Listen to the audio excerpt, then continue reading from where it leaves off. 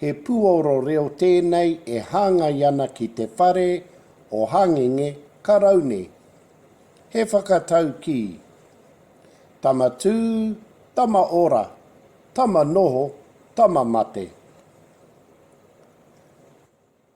Ko tēnei te whare o hangenge karaune. Ko tēnei te whare o hangenge karaune. Ko ēnei ngā tamariki e tākaro ana. Kei roto i te whare o hangenge karaune.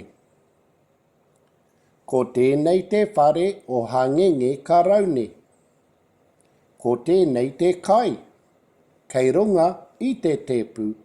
Kei roto i te whare o hangenge karaune. Ko tēnei te whare o hangenge karaune. Ko tēnei te ngeru, ko tēnei te kūri, ko ēnei ngā mōkai, kei raro i te tepu, kei roto i te whare o hangenge karaune.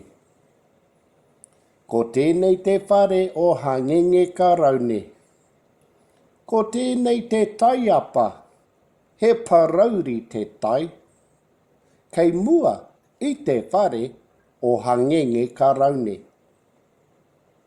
Ko tēnei te whare o hangenge karaune. Ko tēnei te māra, hei whakatipu i ngā kai.